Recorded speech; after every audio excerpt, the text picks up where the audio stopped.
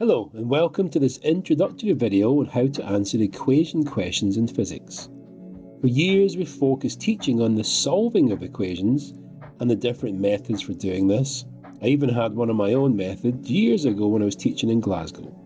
But I present to you a more complete process that will result in you being able to answer any equation question. Equation loops. There are 4 steps in the equation loop that you follow to answer any question.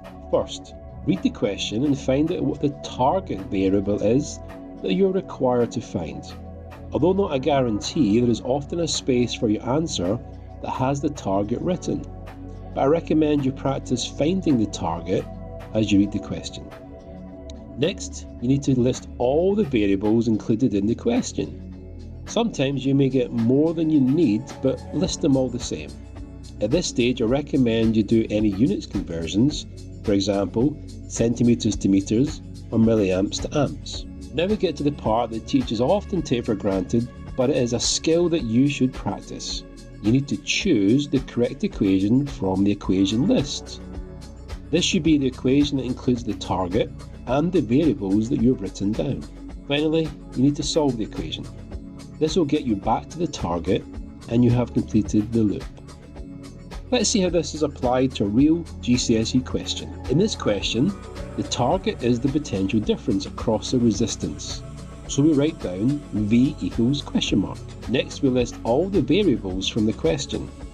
We have the resistance of the resistors and the current in the circuit. We check our units and notice that the ohms are correct, but the current is in milliamps. And we need to change this to amps. To do this, we divide by 1000. We now have the R and the I. Now we choose our equation. We look at the equation list and we're trying to locate an equation that contains a V, potential difference, an R, resistance, and an I, current. We find the equation which is V equals I times R. We've done all the hard work. We substitute the numbers into the equation and do the necessary calculation. The equation loop is complete.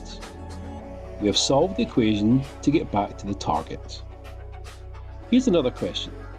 We apply the loop again, we find what our target is and then list the variables from the question.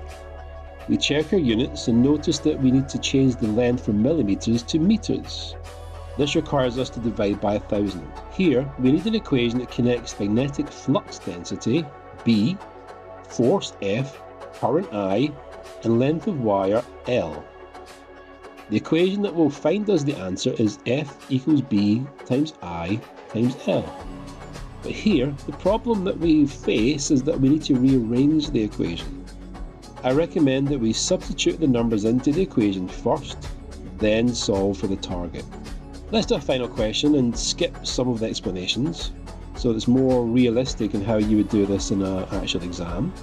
You don't have to do this, but it may be helpful to highlight or underline the exam question as you read it, and then you apply the steps in the loop. Like any process in life, the only way to get better is to practice, and then practice some more. Give these steps a try. Target, list, choose, solve. The equation loop. Good luck everyone. Thank you for watching.